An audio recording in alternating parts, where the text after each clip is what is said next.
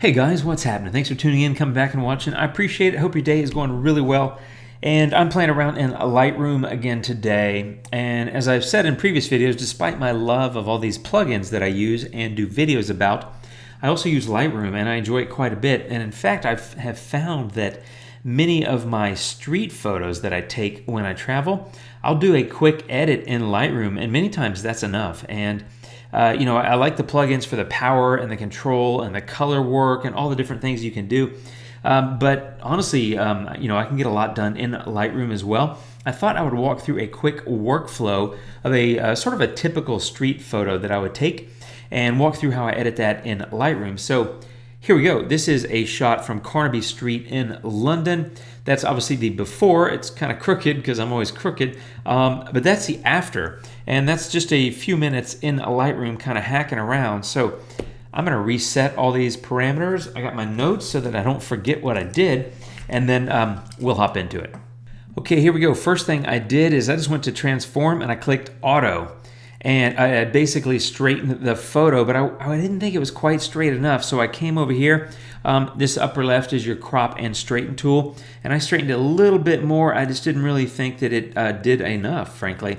Now, one thing I would have preferred is to have a little bit more space between me and this primary gentleman here in the front who's kind of coming, well, not kind of, he's walking toward me looking at his phone. I'd like to have a little bit more space. I probably should have taken the photo earlier. When he was a couple of paces back, but I didn't. So it is what it is. Okay, first thing I usually do is go into the basic panel. And in here, I make basic adjustments. So I'm bumping up the contrast a little bit. I think about 20, but then that basically makes it, well, contrasty. So the shadow areas are darker. So then I'm coming into the shadows and lightening them quite a bit. In fact, all the way. I went to 100.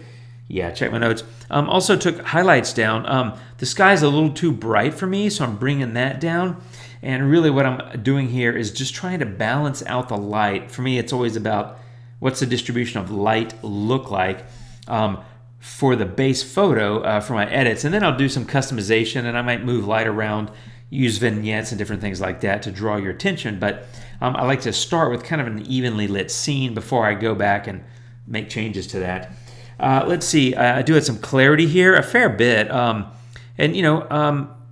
It depends on who you ask. You may or may not get a positive response about clarity.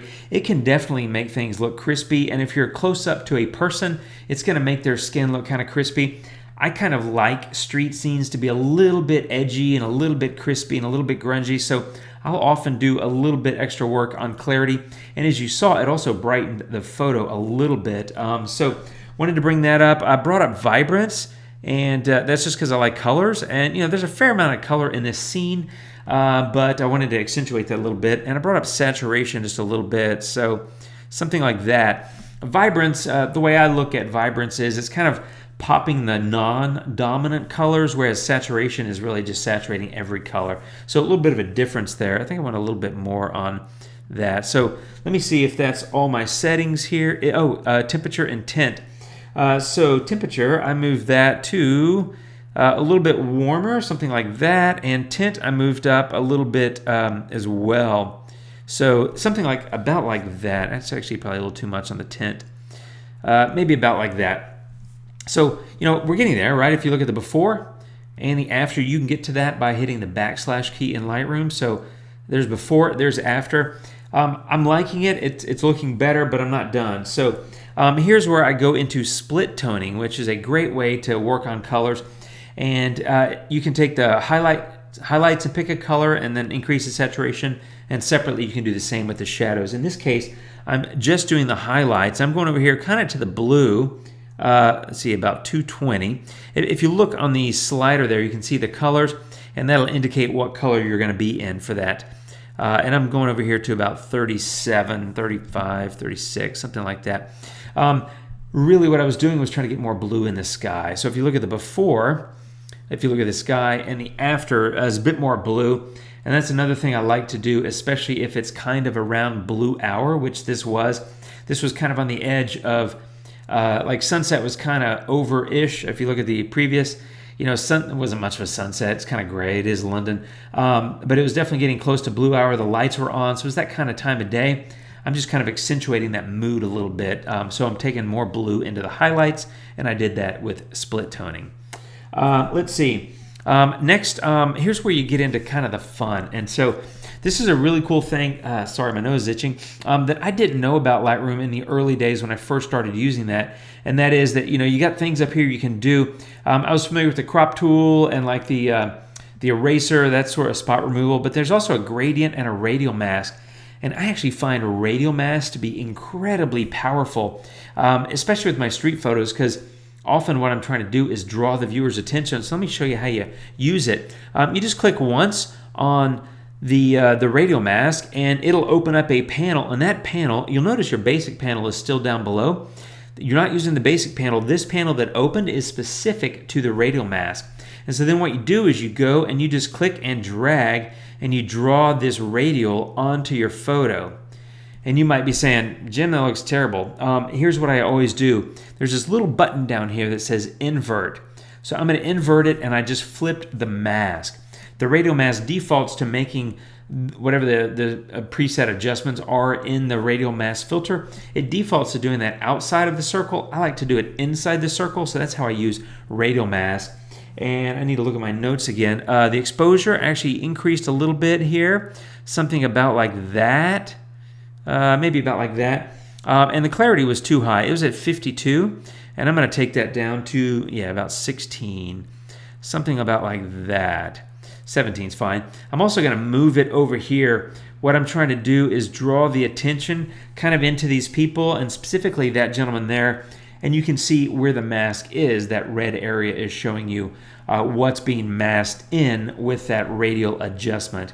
I can move, and once you have that where you like it, you just click done at the bottom. And I think it's looking better. I'm drawing your attention in. There's the before, there's the after, and this is that radial mask has allowed me to basically brighten and add a little bit of clarity to that where I added that radial. By the way, if you ever want to see it again, you can just click that radial again, and there's a little dot. There it is, and you can just click on it, and it'll show you. So what we're going to do is I'm actually going to click radial mask again. Now that dot is there, but I'm going to go get another one, and I'm going to drop it right here on the Carnaby sign. And I'm doing that for a very specific reason, and that's because I'm crazy. No. Once again, I'm going to click invert. So what I've done is I've opened a second radial mask. The first one is still down here. That little button is still there, or that little dot that shows you where the radial mask is, which is hard to see in this photo. The second one I'm putting there because I want to brighten that sign a little bit and warm it up a little bit. It's too blue and it's kind of lost, so I'm creating a little bit more impact there. So what I'm going to do is take the temperature and warm that up pretty significantly. So the gold stuff that is in the sign that says Carnaby, I'm kind of popping that a little bit. Here's the thing, it's not like a brush where you can brush it in, so it's not exactly perfect, but you can kind of stretch that a little bit and kind of get it done. I think it looks pretty good. The exposure, I'm going to bump that up a tiny bit. Again, remember, I'm working within just that mask, and my clarity is at 52. I might bring that down a tiny bit, and now I'm going to say done. And so that radial mask basically allowed me to pop that Carnaby sign. Let me show you the before, right? It's there, and you can see it, but it doesn't draw your attention. And the same with the people in the street. And that gentleman coming toward me, I like that he's kind of separated from the crowd. Again, I wish I'd caught him a couple of paces earlier, but hey, I didn't, because I'd like to have a little bit more space between him and the bottom of the frame. But it is what it is, as they say. It's street photography, and what do they say? You get what you get, and you don't throw a fit. So that's what I got, and I'm working with it. And the last thing I'm going to do is just add a vignette. I'm down here in Effects, and I'm just going to take this vignette. I'm just going to drag it a little bit to the left. And again, it's subtle. It's 14. I might actually just go like 10. I'm just kind of darkening the edges a little bit already with the two radial masks, especially that first one, the larger one that's on the lower portion of the photo. That's really drawn the attention, and so I've brightened that relative to the rest of the photo. And so on top of that, I've now added a vignette to further darken the outer edges, and that just helps it stand out a little bit more. And that's really my edit, my friend. So here's the before. Many times I take photos like this, which is kind of I hate to call it a throwaway, but it's a quick snap. It is a snapshot, which many of my street photos are what I classify as snapshots. They are just a quick, ooh, that looks cool, click, did I get it? I don't know. I mean, I look at the back of the viewfinder, but more often than not, I don't really know if I got it until I get the photo on my computer. But I like to go in, check them out on the go, but you don't want to chimp too much, right? Because you want to keep taking photos. Anyway, I consider a lot of my street photos to be snapshots, just on the go, documenting. It's sort of journalistic in nature, except that I do all the editing, which journalists wouldn't do.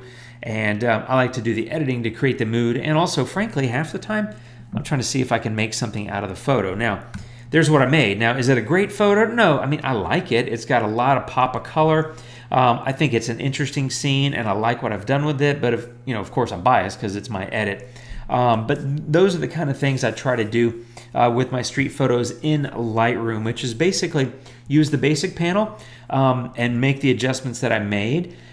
Depending on the time of day, I may involve some split toning, because that will help me balance the light and the color of the light, I should say. And then I use radial masks, sometimes multiple. I used two here, one on the Carnaby sign and one down here below. But many times I might use a couple of other ones. I might use 3 or 4. I could put a little radial mask over here to brighten those people. If I wanted to emphasize like this lady walking and this group of people over here by the Swatch store, I could also put a radial mask there.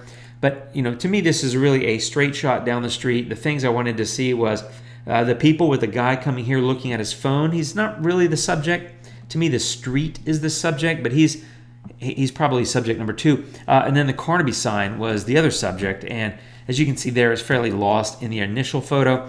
And I think I brought it back to life. That's a hopefully quick-ish video about how I edit street photos in Lightroom.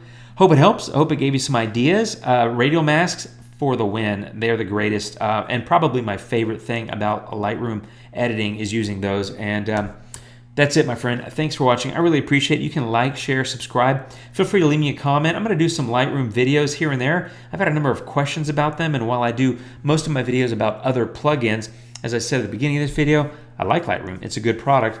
And my photos are already in Lightroom, and so for street shots like this, I don't feel like I have a significant amount of creative editing I want to do. I just want to pop some colors and some tones, and I can do that quickly in Lightroom and then move on to the next photo. And that's it. That's a quickie on street photography editing in Lightroom. So thanks again for watching. I appreciate it. Have a great day, my friends. I'll see you soon. Take care and adios.